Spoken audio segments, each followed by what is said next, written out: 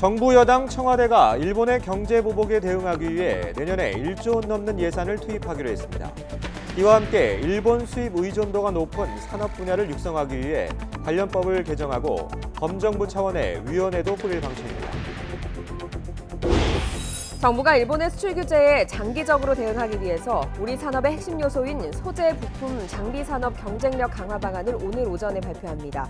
국내 공급망을 공고히 할 수 있는 다양한 협력 모델 구축을 위해 자금과 세제, 규제 완화 등의 방안이 담길 것으로 예상됩니다. 일본의 국제예술제 아이치 트리엔날레에서 평화의 소녀상 전시가 중단된 데 대해 문인단체인 일본 팬클럽이 전시를 지속하라고 촉구했습니다. 한국인 작가들은 항의의 뜻으로 예술제에서 철수하기로 했습니다. 오늘도 찜통더위가 이어지면서 서울 낮 기온은 37도까지 치솟아 올해 최고 기온을 기록하겠고 대전과 광주 36도, 대구도 35도까지 오르겠습니다. 오후 한때 일부 지역에 소나기가 오겠습니다. 한낮 무더위가 밤까지 이어지면서 밤사이에도 기온이 25도 이상이 유지되는 열대야가 기승을 부리고 있습니다.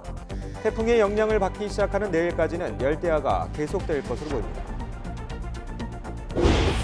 정부가 내년도 최저임금을 올해보다 240원, 2.87% 오른 시간당 8,590원으로 확정 고시했습니다. 기준시간을 적용해 월급으로 환산하면 179만 5,310원입니다. 한국노총이 결정에 문제가 있었다며 이의를 제기했지만 받아들여지지 않았습니다. 여러분 안녕하십니까? 8월 5일 월요일 굿모닝 화이트 시작합니다. 일본의 경제 보복에 대응하기 위해 여당과 정부 청와대가 휴일인 어제도 머리를 맞댔습니다. 일본의 보복 조치 대응 예산으로 내년에 1조 원 이상을 편성하기로 했습니다. 일본 수입 의존도가 높은 산업 분야를 육성하기 위해서 관련 법을 개정하고 범정부 차원의 위원회도 꾸릴 방침입니다. 최기성 기자입니다. 휴일 국회에 모인 당정청 고위급 인사들은 한 목소리로 일본을 규탄했습니다.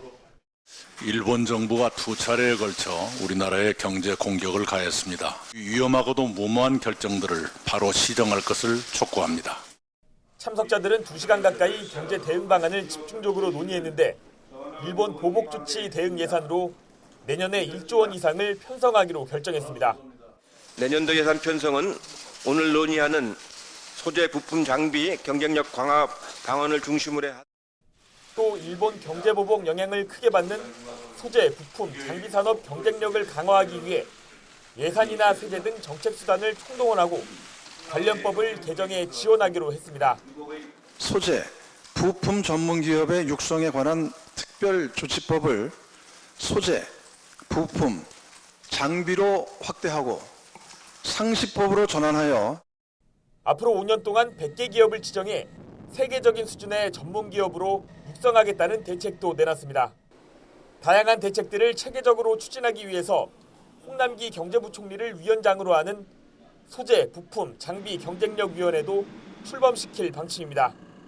정부가 이러한 역할을 제대로 하기 위해서 국민과 국회에서 열심히 지원해 주시기를 부탁드리겠습니다. 지금을 비상시국으로 규정한 민주당은 경쟁을 중단하고 국민과 정치권의 혼연일체로 일본의 도발을 중단시키는 데 힘을 모을 것을 촉구했습니다. 자유한국당은 그러나 실질적이고 현실적인 대책이 없다고 밝혀 해법을 둘러싼 공방은 계속될 것으로 보입니다. YTN 최기성입니다. 정부는 일본의 수출 규제에 장기적으로 대응하기 위해 우리 산업의 핵심 요소인 소재, 부품, 장비 산업의 경쟁력 강화 방안을 오늘 발표합니다. 산업통상자원부 성윤모 장관은 오늘 오전 9시 정부 서울청사에서 소재, 부품, 장비의 성공적인 개발을 위한 지원 대책을 발표합니다. 이번 대책에는 국내 공급망을 공고히 할 수 있는 다양한 협력 모델 구축을 위해 자금과 세제, 규제 완화 등 구체적인 방안이 담길 것으로 전망됩니다.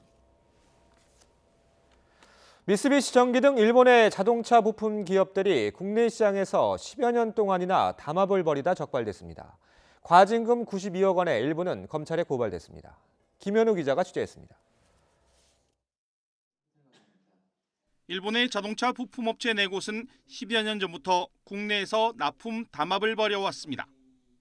지난 2004년 르노 삼성의 QM5에 들어가는 전기 공급 장치를 입찰할 때 일본 부품업체 두 곳은 미쓰비시 전기가 공급할 수 있도록 견적 가격을 높게 써냈습니다. 이런 밀어주기식 담합으로 미쓰비시 전기는 QM5 모델이 단종될 때까지 해당 부품을 공급했습니다. 지난 2007년에는 미쓰비시 전기가 일본 내 다른 업체가 현대차 등과 거래할 수 있도록 밀어줬고 일본 부품업체들은 이런 방식으로 서로 돌아가며 담합을 벌였습니다. 일본 자동차 부품업체들은 국내뿐 아니라 세계 시장에서도 이런 담합을 벌이다 적발돼 최근 몇 년 사이 미국과 EU 등으로부터도 벌금과 과징금 처분을 받았습니다. 공정위 역시 국내에서 담합을 벌인 일본 자동차 부품업체 4곳에 대해 과징금 92억 원을 부과했습니다. 이 가운데 모기업이 전범 기업으로 분류되는 미쓰비시 전기와 히타치는 검찰에 고발했습니다. 공정위는 지난달 15일 일본 기업에 대한 제재 결과를 발표할 예정이었지만 일본의 수출 규제와 관련해 대화를 통한 해결을 촉구하는 상황인 점을 고려해 발표를 연기한 상태였습니다. 하지만 일본이 끝내 국제사회의 우려에도 불구하고 화이트리스트 배제와 같은 경제 보복에 나서면서 우리 정부도 반격에 나선 것으로 풀이됩니다. YTN 김현우입니다. 일본이 평화의 소녀상 전시를 중단한 것에 항의하는 뜻으로 다른 한국인 작가들도 해당 예술제인 아이치 트리엔날레에서 철수합니다. 아이치 트리엔날레에 참가한 박창경 작가와 임민욱 작가는 사무국과의 협의를 거쳐 개별 전시 공간을 닫기로 했습니다. 박창경 작가는 이번 전시에 소년병 작업을, 임민욱 작가는 아듀뉴스 작업을 출품했습니다. 일본의 문인단체인 일본 팬클럽도 성명을 내고 소녀상 전시를 지속하라고 촉구했습니다. 일본 팬클럽은 제작자가 자유롭게 창작하고 이를 받아보는 사람 또한 자유롭게 감상한다며 동감이든 반발이든 창작과 감상 사이에 의사소통 공간이 없으면 예술의 의의를 잃어 사회의 추진력인 자유와 기풍도 위축된다고 강조했습니다. 일본군 위안부 피해 할머니 한 분이 또 별세했습니다. 정의기억연대는 어제 서울에 거주하던 일본군 위안부 피해 할머니 한 분이 돌아가셨으며 고인과 유가족의 뜻에 따라 장례 등의 모든 절차는 비공개로 진행된다고 밝혔습니다. 이에 따라 정부에 등록된 일본군 위안부 피해자 240명 가운데 사망자는 220명으로 늘었고 생존자는 20명으로 줄었습니다. 열대야로 밤잠 설치신 분들 많으시죠? 연일 열대야가 기승입니다. 낮 동안에도 찜통더위가 절정에 달하겠습니다. 자세한 날씨 알아보겠습니다. 박현실 캐스터. 네, 야외 스튜디오에 나와 있습니다. 네, 더위가 밤낮을 가리지 않고 있군요. 네, 밤낮 없는 무더위로 잠 설치신 분들 많으시죠? 밤사이 서울의 최저 기온이 25.6도로 사흘째 열대야가 나타나고 있습니다. 낮 동안에는 폭염경보 속에 35도를 웃도는 찜통더위가 기승을 부리겠는데요. 오늘 서울 낮 기온 37도로 전국에서 가장 높겠고요. 올 여름 들어 가장 덥겠습니다.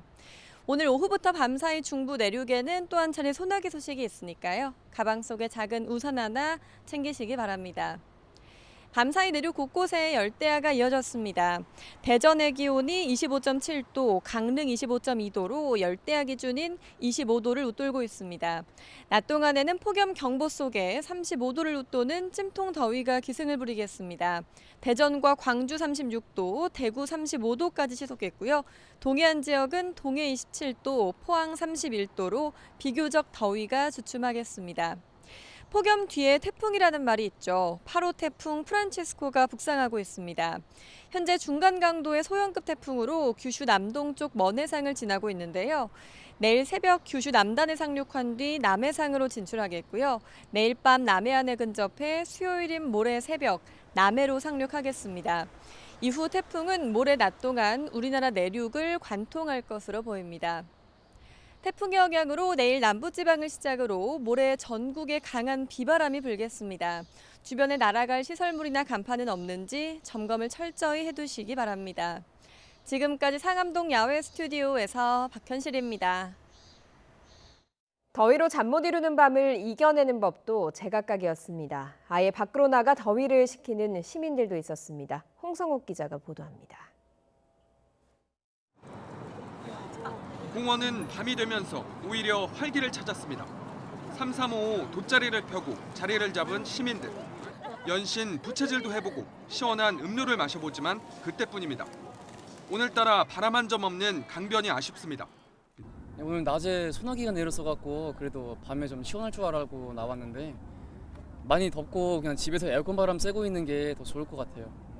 더운 건 아이들도 마찬가지입니다. 한낮 뙤약볕 때문에 하지 못한 물놀이. 해가 지고 밤이 됐어야 소원을 풀었습니다. 물놀이 할 수 있는 공간도 있어서 아이들 놀 수 있는 공간도 있어서 좋고 또 집에만 있으면 아이들이 핸드폰만 하고 그래서 그게 답답해 보여서 이렇게 나오게 됐습니다. 찜통 더위는 밤이 돼도 계속됐습니다. 쉽게 잠을 이루지 못하는 시민들은 이렇게 공원이나 강변으로 나와 더위를 달랬습니다. 이열치열 운동으로 더위를 이겨내기도 합니다. 공원 산책로는 야간 라이딩과 조깅을 즐기는 시민들로 북적입니다. 농구 코트는 방학을 맞은 학생들이 차지했습니다. 온몸이 땀범벅이지만 기분은 오히려 상쾌하다고 합니다. 샤워하고 나서 잠을 자면 더 잠도 잘 오고 아침에 일어났을 때 더 개운한 것 같아요. 시민들을 잠 못 들게 하는 열대야는 태풍이 한반도까지 북상할 것으로 보이는 화요일까지 계속될 전망입니다. YTN 홍석욱입니다. 낮은 더 뜨겁다 보니 지난 주말 선로가 휘면서 열차가 무더기로 지연됐습니다. 이렇게 선로가 변형돼 일어나는 사고를 막기 위해서 달궈진 선로를 식히는 작업 현장도 뜨거웠습니다. 이문석 기자가 다녀왔습니다. KTX가 지나는 고가 철로 위, 시원한 물줄기로 뜨거운 선로를 식히고 있습니다. 철로된 선로가 변형하지 않도록 물을 뿌려주고 있는 겁니다. 찜통 더위 속에 숨은 턱턱 막히지만 쌩쌩 지나가는 열차 옆에서 하는 작업이라 한시도 긴장을 놓을 수 없습니다. 햇볕에 달궈진 선로는 엄청난 복사열을 내뿜고 있습니다. 저는 작업을 하지 않았는데도 금세 이렇게 땀으로 범벅이 돼버렸습니다. 선로 온도는 보통 대기 기온보다 15도가량 높습니다. 여름에 여기서 작업하시려고 그러면 굉장히 힘드시죠? 그렇죠. 그래도 직업의 의지를 갖고 못하게 하고 있습니다. 자동 센서가 설치돼 있어서 선로 온도가 오르는 것은 감지할 수 있습니다. 하지만 물 뿌리기 작업은 보통 사람 손에서 이루어집니다.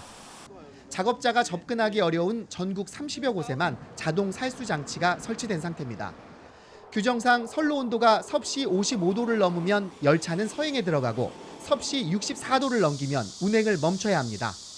연일 최고 기록을 갈아치우는 폭염 속에서 열차 안전을 지키기 위해 누군가 후끈 달아오른 선로를 땀 흘려 식히고 있습니다.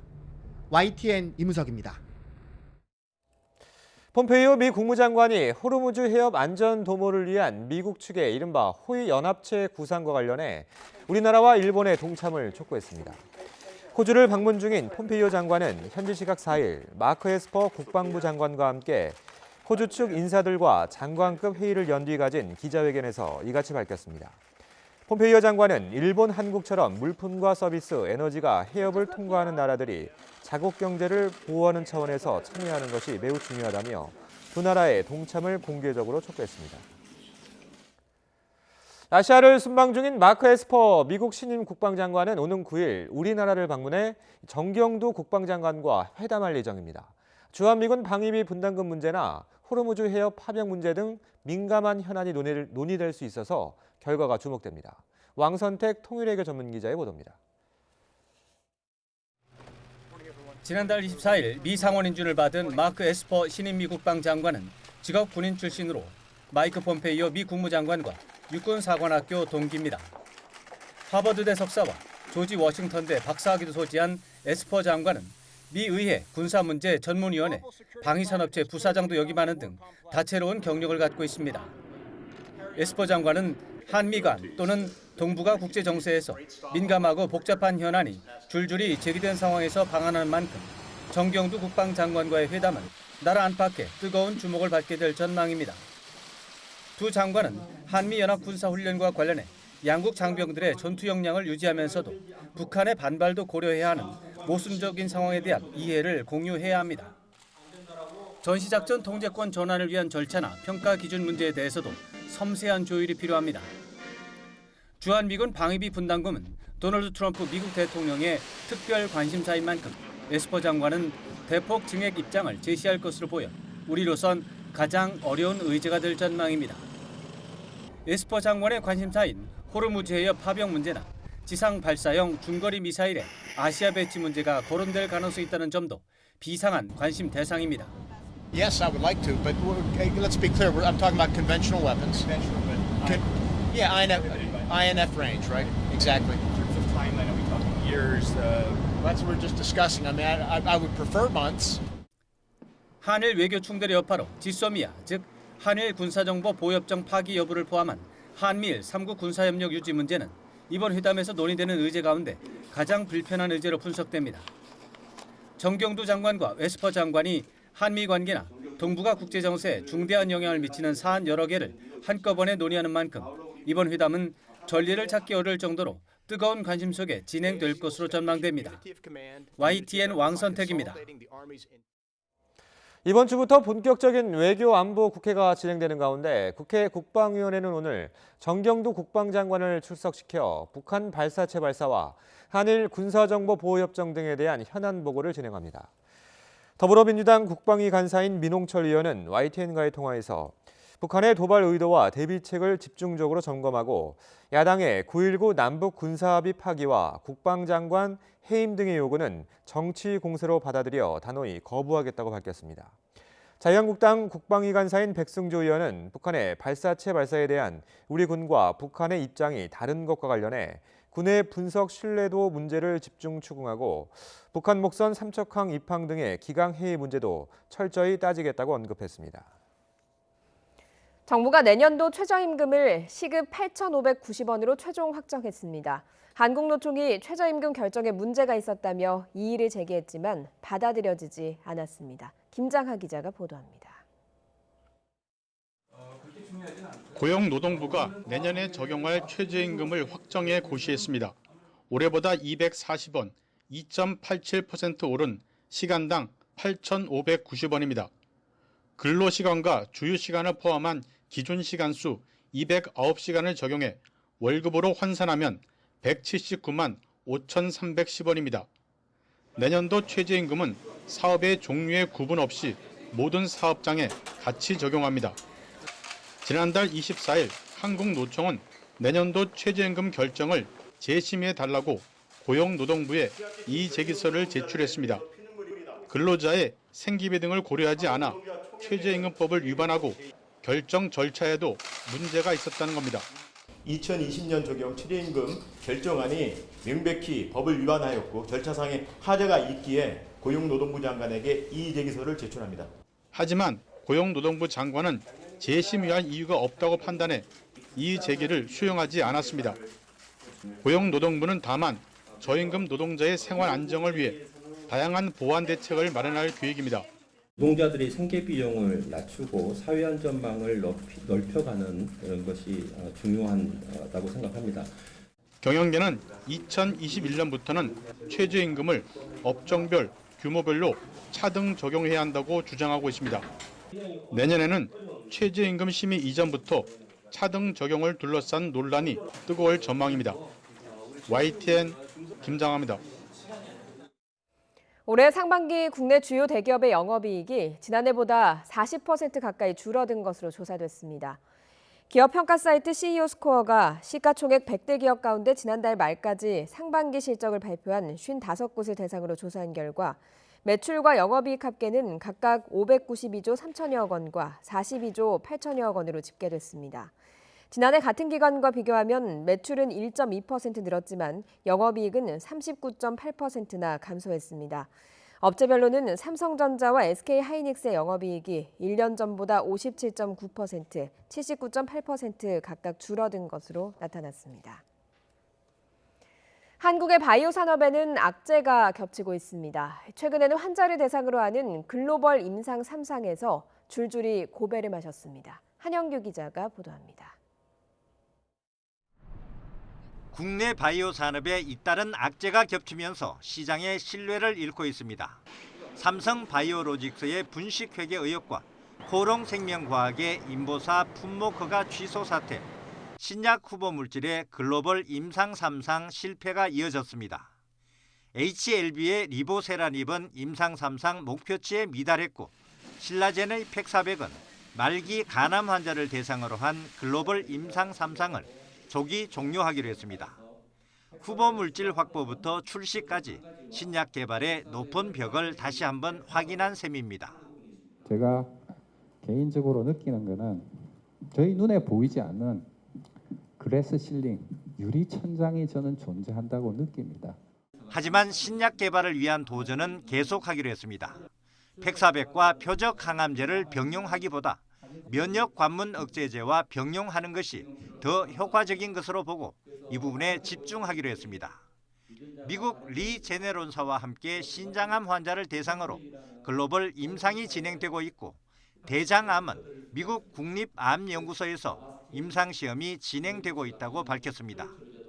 유방암과 두경부암, 간전이 암종에 대해서도 글로벌 제약사의 면역 항암제를 함께 투여하는 병용 임상시험을 진행할 예정입니다.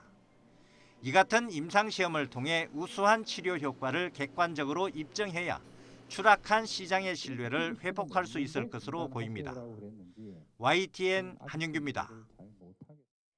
농림축산식품부가 아프리카 돼지열병 예방을 위해서 오늘부터 남은 음식물, 즉 잔반을 급여하는 227개 양동 농장에 대해서 일제 단속을 벌인다고 밝혔습니다. 이번 단속은 지난달 25일 폐기물관리법 시행규칙 개정으로 돼지에 대해서 남은 음식물을 직접 먹이는 것을 금지함에 따라 실시하는 겁니다.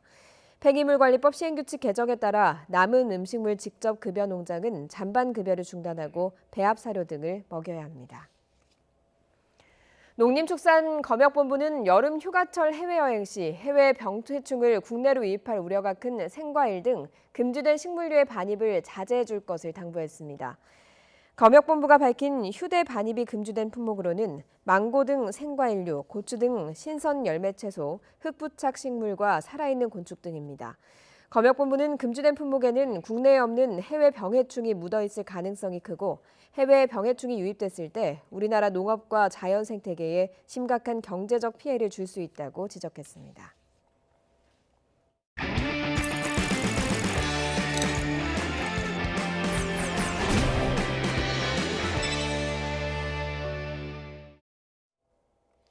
찜통 더위 속에서도 창문조차 마음대로 못 여는 마을이 있습니다.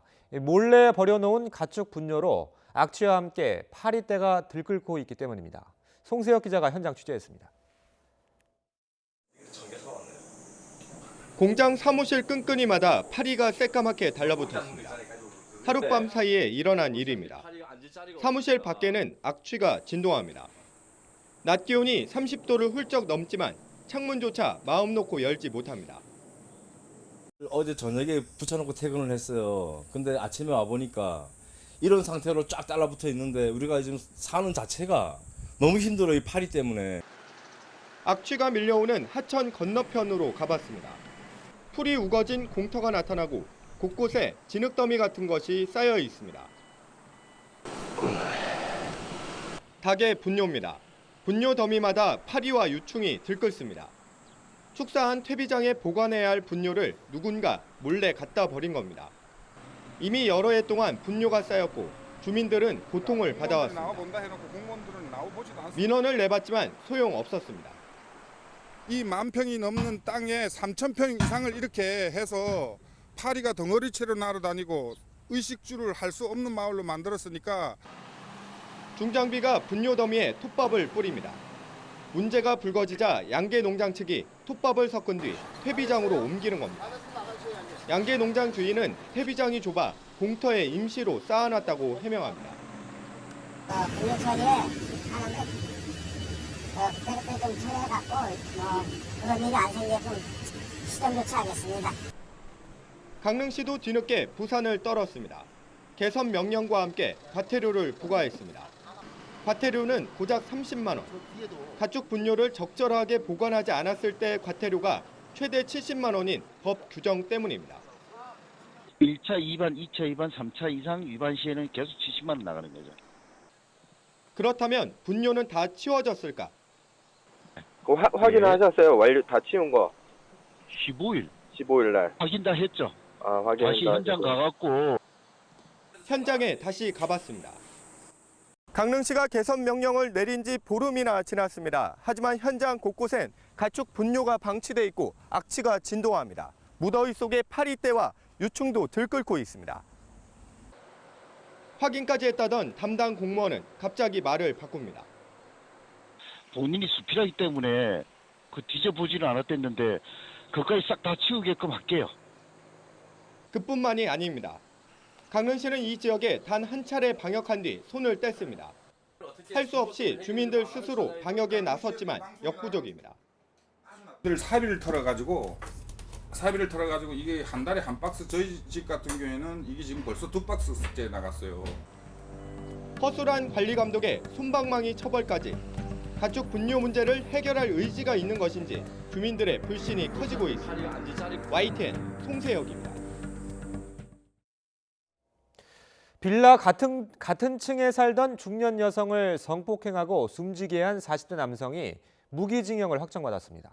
이 남성은 앞서 3차례나 성범죄로 10년 넘게 복역했지만 범행이 또 되풀이 됐습니다. 박기한 기자의 보도입니다. 지난해 5월 1일 아침 부산 연제구의 한 빌라. 41살 남성 강모 씨는 술을 사러 나가다 출근하기 위해 승강기를 기다리던 같은 층에 사는 50대 여성 A씨를 발견했습니다. 강 씨는 A씨를 뒤에서 덮친 뒤 자신의 집으로 끌고 가 성폭행하고 무참히 살해했습니다. 강 씨가 다른 성범죄로 전자발찌를 뗀 지 1년 4개월 만의 일입니다. 강 씨는 19살 때 이미 성범죄로 징역형을 선고받는 등 지금까지 3번의 성범죄로 10년 이상 복역한 뒤였습니다. 대법원은 강 씨에 대해 무기징역을 선고하고 200시간의 성폭력 치료 프로그램 이수 등 1심과 2심의 판결을 확정했습니다. 대법원은 범행의 동기와 범행 후 정황 등을 봤을 때 무기징역을 선고한 판결을 부당하다고 볼 수 없다고 판단했습니다. 앞서 1심은 강 씨에 대한 정신진단 결과 성도착과 사이코패스 위험 정도가 높아 재범 가능성이 크다고 보고 무기징역과 함께 10년간 성충동 약물 치료를 명령했습니다. 2심도 범행 방법 등이 너무나 잔인해 죄책에 상응하는 엄중한 처벌이 요구된다며 1심 판결을 유지했습니다. 이웃을 향한 성범죄가 연이어 벌어지고 있는 가운데 4번째 성범죄를 저지르고 한 여성의 목숨까지 앗아간 강 씨는 결국 평생 사회와 격리됐습니다. YTN 박기환입니다. 연애사 문제로 논란을 일으킨 H.O.T 출신 가수 강타가 개인적인 일로 팬들께 실망과 상처를 드려 죄송하다고 밝혔습니다. 강타는 또 자신으로 인해 상처받은 당사자와 주변 사람들, 또 본의 아니게 언급된 분들께 다시 한번 죄송하다는 말씀을 드린다고 덧붙였습니다. 이어 모든 일은 변명의 여지 없이 자신의 부족함과 불찰에서 비롯됐다며 앞으로 지난 시간을 되돌아보며 깊이 반성하겠다고 강조했습니다. 또 발매 예정이던 신곡 공개는 취소하고 뮤지컬과 콘서트는 혼자 결정할 수 없는 만큼 피해를 최소화하는 방향으로 노력을 다하겠다고 설명했습니다. 어린이집에서 원생들을 반복적으로 학대해 재판에 넘겨진 보육교사에게 징역형이 선고됐습니다. 인천지방법원은 아동학대 혐의로 기소된 보육교사 45살 A씨에게 징역 4개월에 집행유예 1년을 선고했습니다. 이와 함께 아동학대 재범 예방 강의 40시간 이수 명령을 내리고 3년 동안 아동 관련 기관 취업을 제한했습니다. 트럼프 미국 대통령이 북한과의 비핵화 협의를 위해 단거리 미사일 발사는 용인하겠다는 생각을 아베 일본 총리에게 전달했다고 일본 언론이 보도했습니다.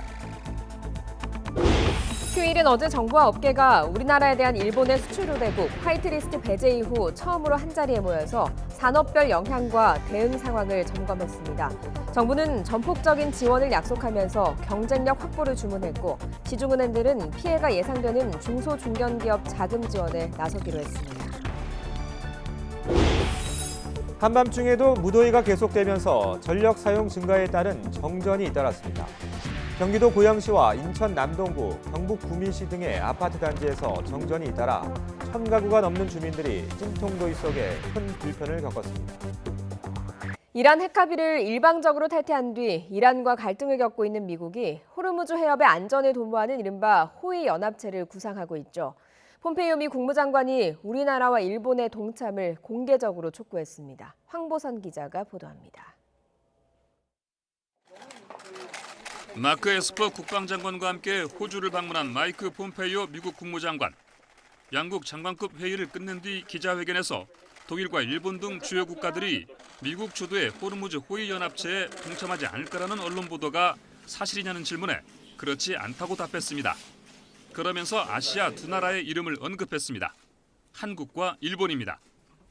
It's very important that every country that has an interest in that region and has goods and services that flow, energy that flows into places like Japan and Korea, that they participate in a way that protects the interests of their own economies. 호위 연합체 동참을 공개적으로 촉구한 겁니다. 앞서 폼페이오 장관은 지난달 25일 폭스뉴스 방송 인터뷰에서 영국과 프랑스, 독일, 노르웨이, 일본과 한국, 그리고 호주에 요청한 바 있다며 동참 요청 사실을 공개한 바 있습니다.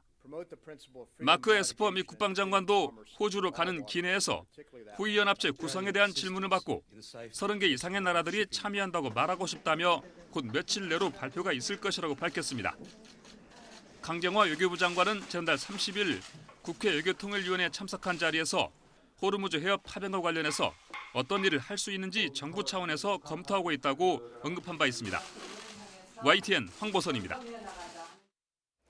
도널드 트럼프 미국 대통령은 최근 북한의 단거리 미사일 발사에 대해서 문제될 것이 없다는 입장을 거듭 밝혔습니다. 트럼프 대통령이 북한과의 비핵화 협의를 위해서 단거리 미사일 발사는 용인하겠다는 생각을 아베 일본 총리에게 전달했다는 일본 언론의 보도가 나왔습니다. 김영수 기자입니다. 트럼프 대통령이 지난 5월 이후 북한의 단거리 탄도미사일 발사에 대해 용인할 것이라는 생각을 아베 총리에게 직접 전달하고 이해를 구했다고 교도통신이 보도했습니다. 교도는 미일 외교소식통을 인용해 트럼프 대통령이 정체된 비핵화 협의에 북한을 붙잡아두기 위해 이 같은 생각을 아베 총리에게 전달했다고 전했습니다. 자신이 북한을 비난하면 강한 반발을 불러 북미 관계가 파탄날 수도 있다는 위기감이 깔려있다는 분석입니다. 실제로 트럼프 대통령은 단거리 미사일 발사는 약속을 깬 것도 아니며 걱정하지도 않는다는 입장을 피력하고 있습니다. Sure, because these are short-range missiles. We never discuss that. We discuss nuclear. What we talk about is nuclear. Those are short-range missiles, sure. And a lot of other countries test that kind of missile also. 트럼프 대통령은 또 지난 2월 하노이 북미 정상회담이 결렬되고 5월에 북한이 미사일을 발사하자 아베 총리에게 북미 관계가 결렬될 수도 있다는 점을 언급한 것으로 전해졌습니다. 교도통신은 내년 대선을 앞둔 트럼프 대통령이 북한의 모든 미사일 발사를 반대하는 아베 총리에게 동조를 요청했을 가능성이 있다고 전했습니다. 그러면서 아베 정부가 지금은 트럼프 대통령의 이 같은 태도를 묵인하고 있지만 일본을 사정권으로 하는 북한의 미사일도 용인해야 하는 상황이 올 수도 있다고 지적했습니다. YTN 김영수입니다. 오늘부터 한국군 자체훈련 준비를 시작으로 한반도 유사시에 대비한 지휘소 연습 등 하반기 한미연합 연습이 이어집니다. 2주 가까이 진행되는 이번 연습은 병력과 장비가 실제 기동하지 않는 컴퓨터 시뮬레이션으로 진행되며 8월 중순부터 본격적으로 진행될 한미 연습에 우리 측에서는 합참과 육해공군 작전사령부 등이, 미국 측에서는 주한미군 사령부와 태평양 사령부 등이 참가할 것으로 보입니다. 한미는 앞서 지난 3월 기존 키 리졸브를 대체한 새 상반기 한미연합훈련을 방어 위주로 진행했으며 이번 연합연습 역시 방어 위주로 진행될 것으로 예상됩니다. 간밤에도 많이 더우셨죠? 서울을 비롯한 곳곳에서 열대야가 이어졌습니다. 밤사이 최저기온이 서울이 25.6도, 부산 26.1도로 곳곳에서 열대야 기준인 25도를 웃돌고 있습니다. 낮은 폭염경보 속에 가마솥 더위가 기승을 부리겠습니다. 특히 태백 산맥 서쪽 지방이 더 덥겠습니다. 오늘 강릉의 낮 기온은 30도에 머물겠지만 서울은 37도까지 올라서 올해 들어서 가장 덥겠고요. 대전과 광주도 36도까지 오르겠습니다. 이렇게 기온이 오르면 대기가 불안정해져 오후에는 소나기 구름이 발달하겠습니다. 오후부터 밤 사이에 중부 내륙은 5에서 20mm의 소나기가 오겠습니다. 현재 위성 모습입니다. 8호 태풍 프란시스코가 북상하고 있는데요. 현재 중간 강도의 소형급 태풍으로 규슈 남동쪽 먼 해상을 지나고 있습니다. 앞으로의 자세한 진로를 보시죠. 내일 새벽 규슈 남단에 상륙한 뒤에 남해상으로 진출을 하겠습니다. 이후 태풍은 세력이 약해진 상태로 내일 밤사이 남해안에 상륙을 하겠습니다. 모레 낮 동안 태풍이 내륙을 관통할 것으로 보입니다. 이렇게 태풍 프란시스코의 영향으로 무더위는 점차 수그러들겠지만 내일 오후 남부를 시작으로 모레는 전국에 강한 비바람이 불겠습니다. 비바람 피해 없도록 철저한 대비가 미리 필요하겠습니다. 기상센터였습니다. 열대야 속에 전력 사용이 늘어나면서 전국 곳곳에서 정전이 잇따랐습니다. 사건 사고 소식 김주환 기자가 종합했습니다. 경기도 고양시 행신동의 한 아파트 단지에 전기 공급이 끊긴 것은 어제 저녁 8시 40분쯤. 집 밖으로 나온 주민들은 연신 부채질을 하는가 하면 일부 주민들은 아파트 관리 사무실에서 항의하기도 했습니다. 갑작스런 정전에 불편이 이만저만이 아닙니다. 뭐 냉장고야 뭐 버리면 되는 건데 뭐 이렇게 뭐 보시다시피 물고기 이런 것들은 이제 죽을 수가 있어가지고 조금 걱정은 되네요. 네. 노후화된 변압기를 교체하는 등 긴급 복구 작업에도 6시간이 넘게 전기 공급이 중단돼 600여 가구 주민들이 큰 불편을 겪었습니다. 어젯밤 9시 반쯤엔 인천 남동구 간석동의 아파트 단지에서 밤 10시 반쯤에는 경북 구미시 비산동의 아파트에서도 잇따라 전기가 끊겨 주민들이 무더위와 정전으로 이중고를 겪었습니다. 어젯밤 9시쯤 경주시 외동읍 모화공단에 있는 자동차 부품 공장에서 불이 났습니다. 공장이 휴가 중이라 다행히 인명피해는 없었으나 인화성 물질 등이 타는 바람에 큰 불길을 잡는 데 2시간 가까이 소요되는 등 진화에 어려움을 겪었습니다. 앞서 어제 저녁 7시 10분쯤엔 부산 기장군 실랑리의 한 도로에서 소렌토 승용차가 중앙선을 넘어 반대편 인도로 돌진했습니다. 이 사고로 인도를 걷고 있던 47살 김모 씨가 숨지고 차량 운전자 55살 윤모 씨와 동승자 등 3명이 크게 다쳤습니다. YTN 김주환입니다. 일본의 화이트리스트 배제 이후 정부와 업계가 처음으로 한자리에 모여 대응 상황을 점검했습니다. 한봄처럼 대응하기로 했는데 시중 은행들도 금융 지원에 적극적으로 나서고 있습니다. 신윤정 기자가 취재했습니다. 산업통상자원부가 휴일 오전 일본의 백색 국가 배제 결정에 따른 업종별 영향을 점검하기 위한 긴급 회의를 열었습니다. 한국 반도체 산업협회와 자동차협회를 비롯해 전지와 디스플레이, 기계, 철강 등 11개 업종협회 대표자들이 대거 참석했습니다. 성윤모 장관은 기업들에 대한 정부의 전폭적인 지원을 거듭 약속하면서 근본적이고 장기적인 대응을 위한 소재, 부품, 장비의 경쟁력 확보를 강조했습니다. 이 분야의 국내 공급망을 갖추기 위해 패키지 지원책을 준비하고 있다며 수요 기업들도 적극적인 역할을 해달라고 당부했습니다.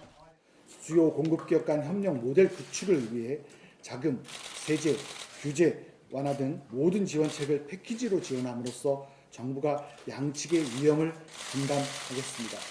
수요 기업에서 보다 적극적으로 나서 주시길 당부드립니다. 시중 은행들은 당장 수입선이 끊기는 등 일본 수출 규제로 피해가 예상되는 중소 중견기업들의 자금 지원에 동참하기로 했습니다. 기존의 대출 만기는 연장하고 경영 안전자금 등 수조 원대 신규 자금을 우대금리로 지원하기로 한 겁니다. 이와 함께 할부 상환금 납부를 유예해주거나 각종 수수료를 면제해주고 재무 컨설팅을 제공하는 등 다양한 금융 지원책도 내놨습니다. 피해를 입은 기업들을 대상으로 유동성 문제 해소를 위해 대출로 자금을 지원하고 금리를 우대하는 등 피해 최소화를 위해 다양한 방법으로 돕는 것에 적극적으로 나설 계획입니다. 수익성과 건전성을 중시하는 은행들이지만 경제 대란을 측면 지원하기 위해 이례적으로 발빠르게 대책을 마련한 것으로 보입니다. 이런 가운데 정부는 소재, 부품, 장비 경쟁력 강화 대책 등을 발표하는데 어떤 내용이 담길지에도 관심이 쏠리고 있습니다. YTN 신윤정입니다.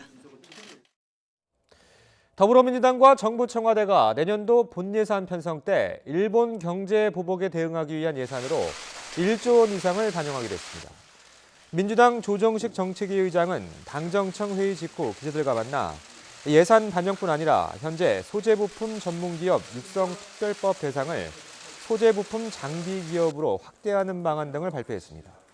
조 의장은 우리 산업 핵심 요소인 소재부품 장비 산업 경쟁력 강화에 최우선 순위를 두기로 했다면서 가용한 정책 수단을 총동원하겠다고 말했습니다. 일본의 보복 조치에 대해 정부도 맞대응 조치를 거론하고 있지만 일단 이번 당정청 협의에서는 꺼내들지 않았습니다. 청와대는 일본 정부의 태도에 따라 우리도 조치에 나설 수 있도록 준비하면서 국내외를 향한 여론전에도 힘을 기울이고 있습니다. 김도원 기자가 보도합니다. 이번 고위 당정청 협의는 일본의 보복 조치로 영향을 받는 산업의 경쟁력 강화 방안에 초점을 맞췄습니다. 단기적으로 피해가 없지 않겠으나 장기적으로는 전화 위복의 계기가 될 것이라고 믿어 의심치 않습니다. 일본에 피해를 줄 수 있는 맞대응 조치는 이번에 논의되지 않았습니다. 앞서 정부는 우리가 고려하는 대응 조치로 우리의 화이트리스트에서 일본 제외, 관광, 식품, 폐기물 분야 안전조치 강화, WTO 제소, 한일 군사정보보호협정 재검토 등을 거론했습니다. 청와대 관계자는 우리 카드를 다 공개하면 전략이 아니라면서 밝히지 않은 다른 방안도 검토하고 있음을 시사했습니다. 하지만 일본의 화이트리스트 배제 조치가 실제로 실행되려면 3주 이상 남은 만큼 우선 외교적 노력을 계속하며 일본 정부의 태도를 지켜본다는 입장입니다. 일본 정부의 조치 상황에 따라 우리도 단계적으로 대응 조치를 강화해 나갈 것입니다. 아세안 플러스 3 외교장관 회의에서 일본을 겨냥해 자유무역 원칙을 강조한 의장 성명이 채택되는 등 국제 여론전에서 우리가 앞서고 있다는 판단도 담겨 있습니다. 청와대 핵심 관계자는 일본이 역사 문제 때문에 경제 보복에 나섰다는 걸 국제사회도 모두 알고 있다며 우리도 보복을 하는 것처럼 비치는 건 지금으로선 좋지 않다고 밝혔습니다. 청와대 참모들은 SNS를 통해 여론전에 동참했습니다. 윤도한 국민소통수석은 일본 관료들의 무도함이 갈수록 도를 더해가고 습관적으로 거짓말을 한다고 강력히 비판했고 최종원 평화기획비서관도 2017년 가을만큼 엄중한 상황이지만 다시는 어두운 시대로 돌아가지 않겠다고 다짐을 밝혔습니다. 문재인 대통령의 향후 일정도 이번 위기를 극복해 일본을 이길 수 있도록 온 국민이 힘을 모으자는 데 당분간 초점이 맞춰질 것으로 보입니다. YTN 김도원입니다. 유명희 통상교섭본부장이 일본의 모순적 행동을 조목조목 반박했습니다. 지난 2일에서 3일 중국 베이징에서 열린 영내 포괄적 경제 동반자 협정 RCEP 장관회의에 다녀온 유 본부장은 페이스북을 통해 일본의 조치는 WTO 등 국제무역규범에 위배되고 개방적이고 포용적이며 규범에 기초한 무역체제를 지향하는 RCEP 취지에도 배치된다고 비판했습니다. 특히 참석국가 대부분이 일본의 조치가 다자무역 질서를 훼손하고 일방주의를 확산할 우려가 있다는 점에 깊이 공감했다고 지적했습니다. 일본 국제예술제에 출품된 평화의 소녀상 전시가 사흘 만에 중단됐는데요. 이 소녀상 작가들이 YTN 스튜디오에 나와 전시 중단 사태의 경위와 심경을 털어놨습니다. 고한석 기자가 보도합니다. 표현의 부자유, 평화의 소녀상 전시 주제입니다. 전시 중단 사태는 역설적이게도 표현의 자유가 정치 논리 앞에 얼마나 무력한지 보여줬습니다. 본인들도 이런 사회에 살았었나 하고 이번에 다시금 알게 되는 것 같습니다. 표현의 자유를 무너뜨리는 방식은 과거 일제가 그랬던 것처럼 폭력적이었습니다. 미술제 행사기 때문에 충분히 지켜줄 줄 알았죠. 근데 갑자기 이런 일이 생겨가지고 작가들은 일본 극우단체가 극성을 떨었지만 전화 항의 수준이었다며 가와무라 나고야 시장이 오기 전까지는 별 문제가 없었다고 말합니다. 테러 위협으로 안전한 전시회 운영이 불가능해 소녀상 관람을 막았다는 주장은 핑계에 불과하다는 겁니다. 지금 스가 장관 그리고 나고야 시장 이런 정치인들이 아주 깊숙하게 개입하면서 이 미술 총감독을 지금 압박을 했다는 그런 생각을 갖고 있습니다. 작가들은 특히 과거 소녀상 훼손이나 최근의 전시 중단 사태 등을 할머니들이 알고 마음 아파할까 걱정했습니다. 할머님들은 본인처럼 생각하시는데 할머님들이 너무 아프실까 봐 안 됐으면 좋겠다는 생각을 좀 갖고 있어요. 이번 일로 일본 내에서 일본군 성노예 문제가 더 알려지고 함께하는 일본인도 늘어나는 건 다행입니다. 안에는 반일이 아니라 평화의 메시지를 담고 있다는 것을 또 많은 분들이 알게 되는 것 같아요. 독일에서 일본의 압력으로 평화의 소녀상이 사라졌고 그 사이 할머니 한 분이 또 별세했습니다. 정부에 등록된 일본군 성노예 피해자 240명 가운데 생존자는 이제 20명 남았습니다. YTN 구한석입니다. 한국과 대립 수위를 높여가고 있는 아베 신조 일본 총리를 규탄하는 일본 시민들의 집회가 도쿄 한복판에서 열렸습니다. 어제 오후 4시 반쯤 신주쿠역 앞에서 시민 200여 명이 집회를 열고 일본 정부가 삼권 분립을 무시하고 한국 대법원의 강제징용 판결에 정부 개입을 요구하는 건 민주국가로서 있어서는 안 되는 수치라고 주장했습니다. 또 한국과의 갈등이 아베 정권 인기몰이를 위한 우매한 정책임을 많은 일본 국민이 안다며 양국 경제와 지역 안정을 훼손하는 결과만 낳는 수출 규제를 중단하라고 요구했습니다. 이번 집회는 한 회사원이 한국 시민들의 아베 규탄 구호에 연대의 뜻을 표하기 위해 트위터에 알린 집회 계획을 본 시민들이 자발적으로 참여하면서 이뤄졌습니다. 이런 가운데 일본 외무성은 한국에서 반일 시위가 빈발하고 있다며 자국민에게 한국 여행과 관련해 주의를 당부했습니다. 일본 외무성은 최신 정보에 주의하고 시위 장소에 가까이 가지 않도록 하는 등 분란에 휘말리지 않게 신중히 행동할 것을 여행객들에게 당부했습니다. 또 일본 관련 시설이나 주변 지역을 방문할 때는 특별히 주변 상황에 신경을 쓰라고 주문했습니다. 지난주 어렵사리 추경을 처리한 국회가 오늘부터는 본격적인 외교 안보 국회에 들어갑니다. 오늘 국방위와 내일 운영위가 차례로 열리는데 일본의 화이트리스트 배제 조치와 북한에 잇따른 발사체 발사를 놓고 여야의 치열한 공방이 예상됩니다. 우철이 기자입니다. 먼저 오늘 열리는 국회 국방위원회에서는 북한의 발사체 발사를 둘러싼 공방이 예상됩니다. 여당인 더불어민주당은 북한의 도발 의도와 대비책을 집중 점검할 예정인 반면 자유한국당 등 야당은 군의 분석 신뢰도나 기강 문제를 제기할 것으로 보입니다. 여야를 떠나 정치권도 초당적인 자세로 국회에서 북의 안보 위협에 일사불란하게 대처해 주실 것을 당부드립니다. 대구경 조종 방사포라고 또 이야기했습니다. 문재인 정권은 어제 탄도미사일로 규정했습니다. 정보 실패입니까? 아니면 북한의 말장난입니까? 다만 북한에 잇따른 도발을 규탄하고 재발 방지를 촉구하는 결의안은 여야 모두 공감대를 형성하고 있어서 무리 없이 통과될 전망입니다. 내일은 청와대를 상대로 운영위원회가 열립니다. 일본의 경제보복 조치에 대한 정부의 대응을 두고 여야의 거센 공방이 예상됩니다. 청와대에서 그동안 잘 준비해왔고 구체적인 대안이 어떤 게 있다라고 하는 것을 선생님이 좀 말씀드릴 수 있는 계기를 좀 경제 외교 안보의 총체적 위기에 대한 컨트롤타워의 책임과 역량 문제를 제기할 예정입니다. 또 한일 군사정보보호협정 지소미아에 대해 파기 목소리가 커지고 있는 민주당과 안보 자해라며 신중하게 검토해야 한다는 한국당이 첨예하게 맞붙을 것으로 보입니다. 일본의 보복 조치에 대응하기 위한 민관정 협의체 회의도 이번 주에 열릴 예정인데 외교적인 측면이 중점적으로 다뤄질 예정입니다. YTN 우철입니다. 더불어민주당 이해찬 대표가 일본의 화이트리스트 배제 결정 당일에 서울 여의도의 한 일식당에서 오찬을 한 데 대해서 여야의 공방이 계속되고 있습니다. 민주당 이해식 대변인은 우리나라 사람이 우리나라 식자재로 장사하는 일식당도 가지 말라는 것이냐면서 반주로 마신 것은 사케가 아닌 국상 청주인 백화수복인데 야당이 정치 공세를 하고 있다고 비판했습니다. 하지만 자유한국당 김현아 원내대변인은 한국이 화이트리스트에서 제외되던 당일 집권 여당 대표가 일식당에서 식사한 건 그 자체만으로 부적절한 행위라면서 국산 술을 마셨어도 일식당이라는 상징성에 문제가 있는 것이라고 지적했습니다.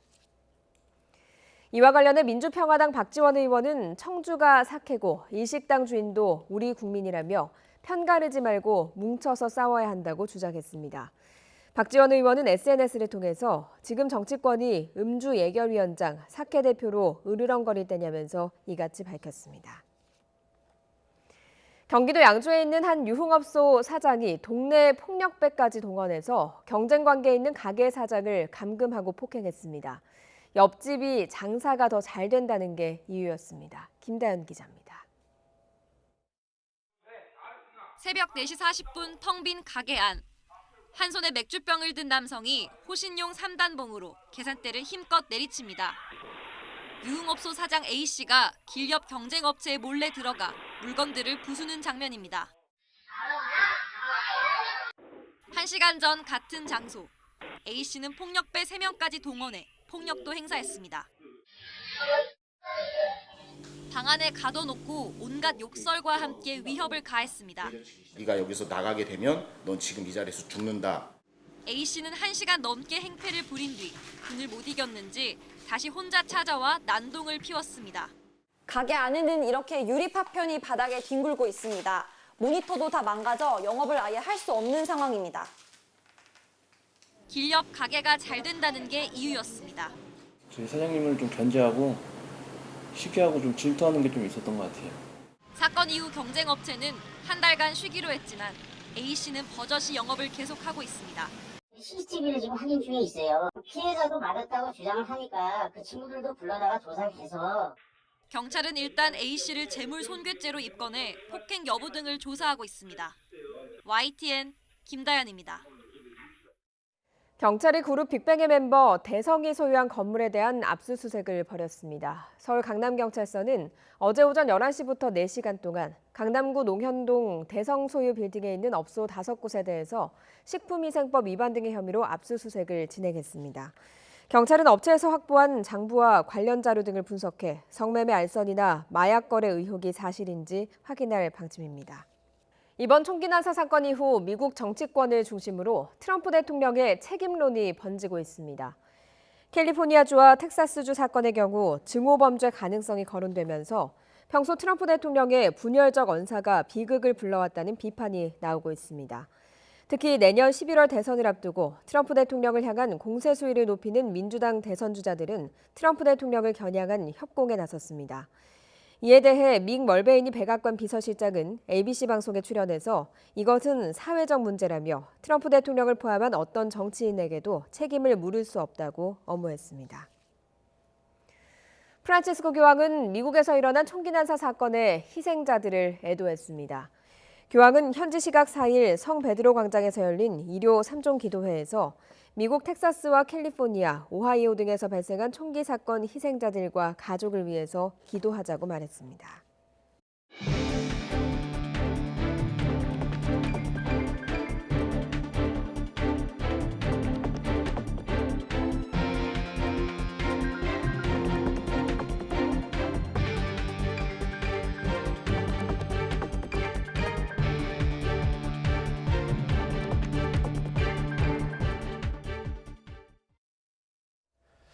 일본이 한국을 수출 심사 우대 국가인 화이트리스트에서 제외한 뒤 정부와 업계가 처음으로 한자리에 모여 산업별 역량과 대응책을 점검했습니다. 회의에는 반도체와 전지, 자동차와 디스플레이 등 11개 업종 단체들과 협회의 대표자들이 참석했습니다.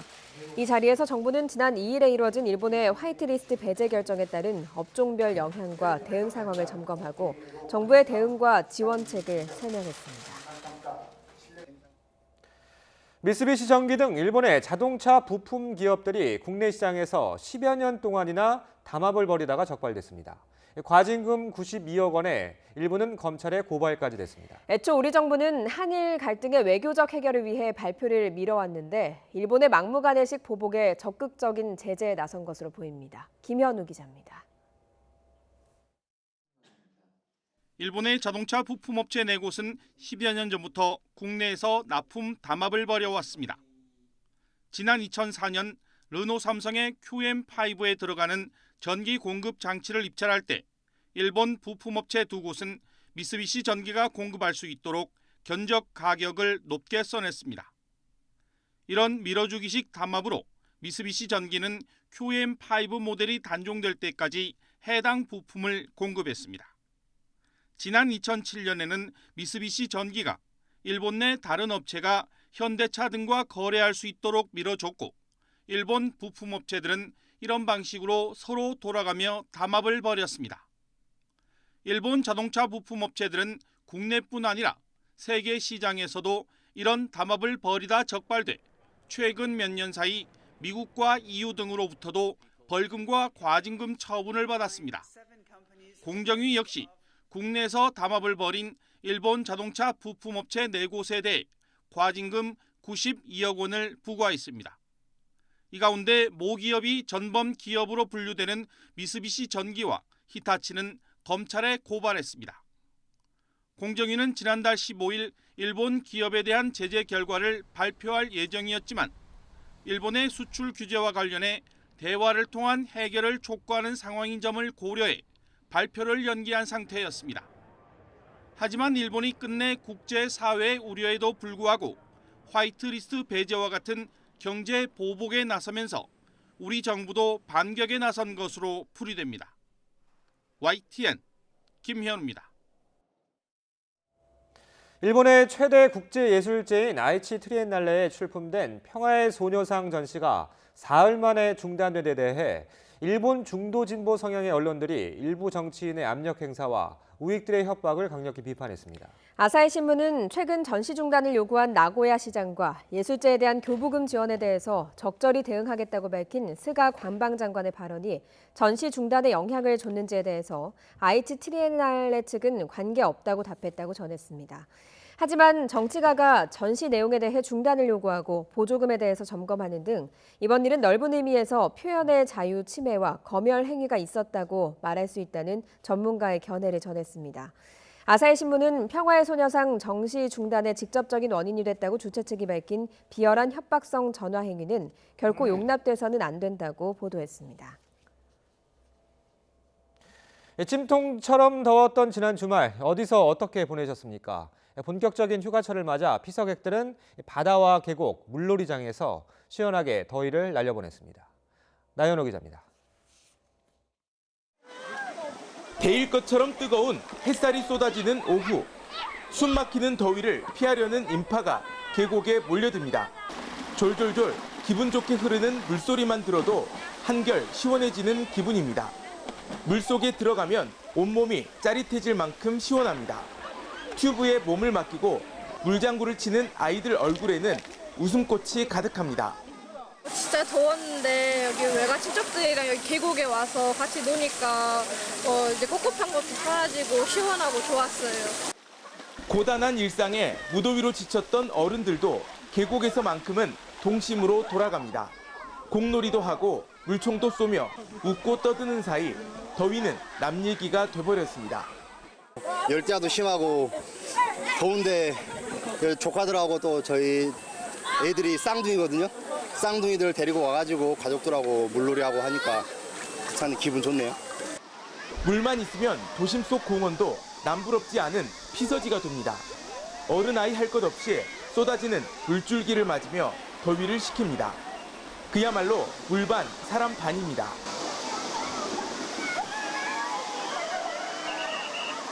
여름철 피서 1번지 하면 부산 해운대. 역시나 해변에 발 디딜 틈이 보이지 않습니다. 물놀이는 기본. 넘실대는 파도도 보고 바닷바람도 맞으며 파라솔 아래에서 여유를 즐깁니다. 날씨도 너무 덥고 또 부산하면 해운대니까 해운대에서는 밤까지 신나게 놀려고 친구랑 놀러 왔습니다. 계곡과 바다, 물놀이장에 온 피서객들에게 푹푹 찌는 무더위는 오히려 반가운 손님이었습니다. YTN 나연호입니다. 고용노동부가 내년에 적용할 최저임금을 올해보다 240원, 2.87% 오른 시간당 8,590원으로 확정해 고시했습니다. 근로시간과 주휴시간을 포함한 기준시간수 209시간을 적용해 월급으로 환산하면 179만 5,310원입니다. 내년도 최저임금은 사업의 종류에 구분 없이 모든 사업장에 같이 적용합니다. 대학 수학력 시험이 100여일 앞으로 다가왔는데요. 수능을 마친 고3 학생들이 운전면허와 컴퓨터 자격증 등을 딸 수 있도록 정부가 지원하기로 했습니다. 김정균 기자가 취재했습니다. 지난해 12월 대학 입시를 마친 고3 학생 10명이 체험학습 주간에 강릉 펜션에 갔다가 가스 누출로 3명이 숨졌습니다. 수능 후 고3을 위한 교육 과정이나 프로그램이 마땅히 없다는 지적이 뒤따랐습니다. 교육부는 이번에 범부처 차원에서 수능 후 고3 지원 계획을 마련했습니다. 우선 수능 직후 운전면허증 취득을 지원합니다. 도로교통공단은 수능을 치른 학생이 운전면허 시험장을 방문해 교통안전 교육을 2시간 수강하면 필수 이수 교육 시간으로 인정해 곧바로 학과 시험을 치를 수 있도록 합니다. 서울 도봉 서부, 경기 용인 안산 의정부 면허 시험장에서 올해 시범 시행합니다. 또 대한상공회의소는 학생들이 원하는 일정에 워드 프로세스나 컴퓨터 활용 능력 1, 2급 필기 시험을 볼 수 있도록 상설 시험을 개설하기로 했습니다. 금융감독원, 고용노동연수원, 국세청도 수능 후 고3을 위한 금융, 근로, 세금 교육을 마련합니다.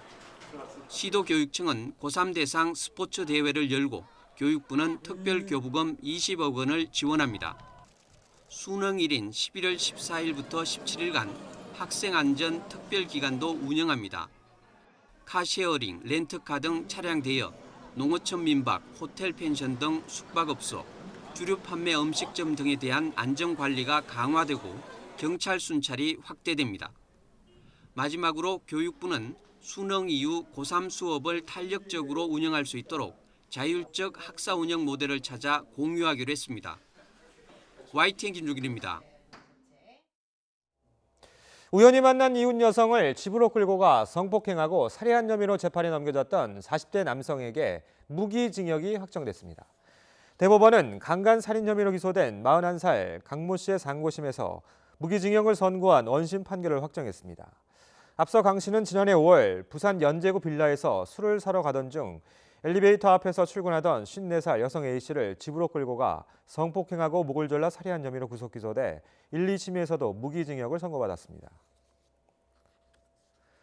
미국에서 잇따라 발생한 총기 난사 사건 이후 정치권을 중심으로 트럼프 대통령의 책임론이 번지고 있습니다. 평소 인종주의를 부추기는 발언을 서슴지 않았기 때문입니다. 워싱턴에서 강태욱 특파원의 보도입니다.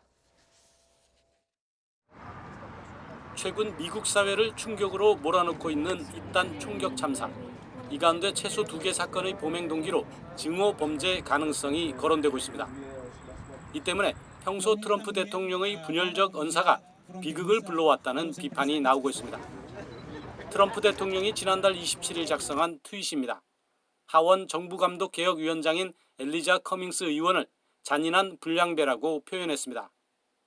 지난달 14일에도 민주당의 여성 유색 인종인 4명의 의원에게 원래의 나라로 돌아가라고 공격했습니다.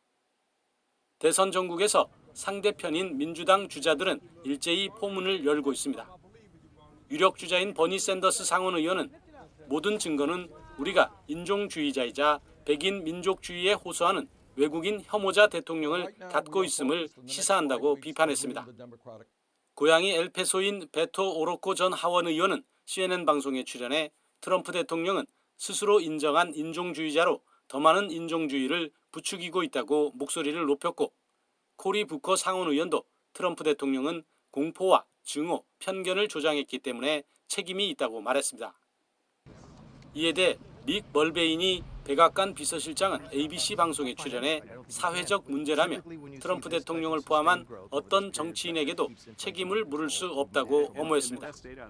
미 언론들은 민주당 주자들이 트럼프 대통령의 인종 갈등 부추김을 비난하는 것에서 나아가 더 엄격한 총기 규제를 요구하면서 정치 쟁점화하고 있다고 분석했습니다. 워싱턴에서 YTN 강태욱입니다.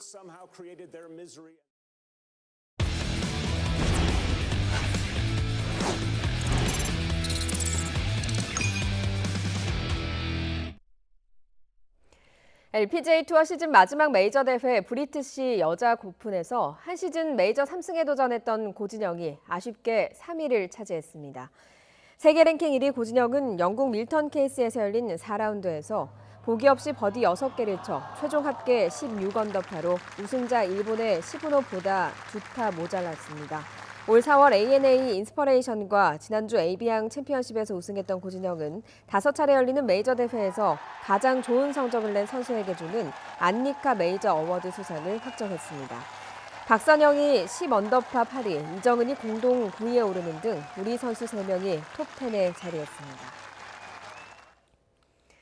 우리나라 여자 배구 대표팀이 강호 러시아에 역전패를 당하며 세계 예선 2승 1패를 기록해 올림픽 직행 티켓을 아쉽게 놓쳤습니다. 라바리니 감독이 이끄는 세계 랭킹 9위 우리나라는 도쿄올림픽 세계예선 2조 3차전에서 랭킹 5위 러시아를 상대로 먼저 2세트를 따내고도 3세트를 내리내주며 3대2로 졌습니다. 김연경은 25점으로 양팀 통틀어 최다 득점을 올렸습니다.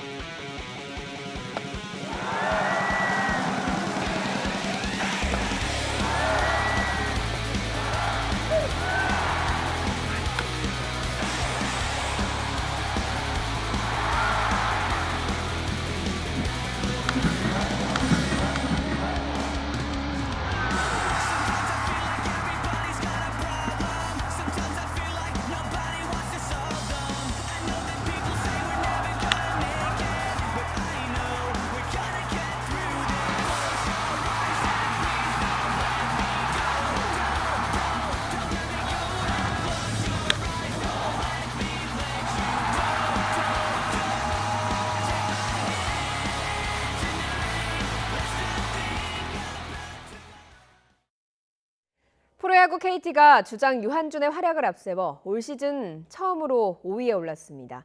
창단 첫 가을 야구에 대한 꿈을 키워나가고 있습니다. 서봉국 기자가 보도합니다.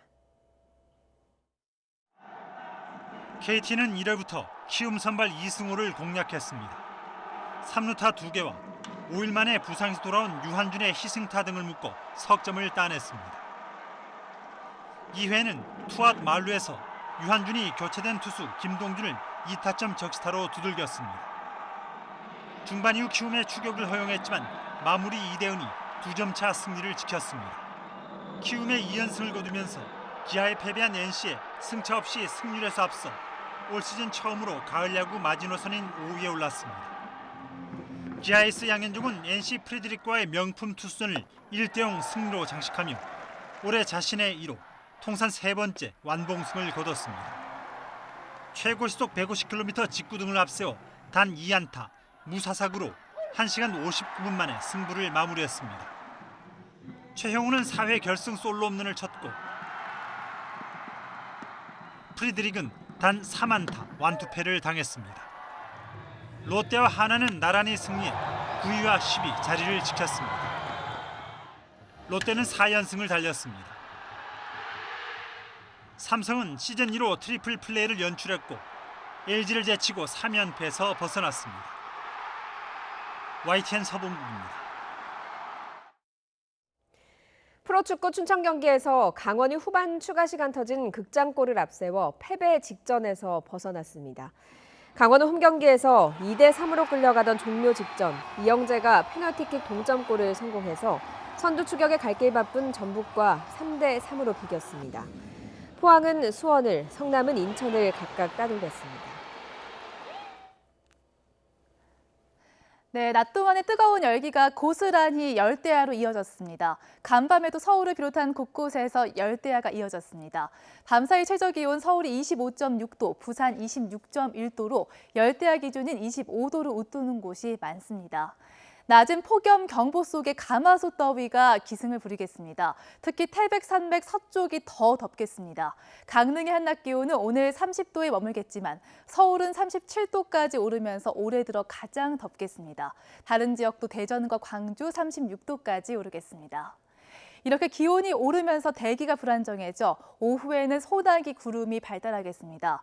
오후부터 밤사이 중부 내륙에 5에서 20mm의 소나기가 오겠습니다.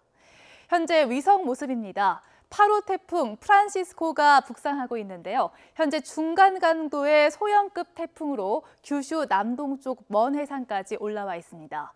앞으로의 자세한 진로를 보시죠. 내일 새벽에 규슈 남단에 상륙한 뒤 남해상으로 진출하겠습니다. 이후 태풍은 세력이 약해진 상태로 내일 밤 사이에 남해안에 상륙을 하겠습니다.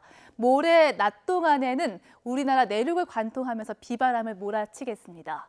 태풍 프란시스코의 영향으로 무더위는 점차 수그러들겠지만 내일 오후 남부를 시작으로 모레는 전국에 강한 비바람이 불겠습니다. 비바람 피해 없도록 철저한 대비가 필요하겠습니다. 날씨 정보였습니다. 굿모닝 YTN 2부 잠시 후 8시에 이어집니다.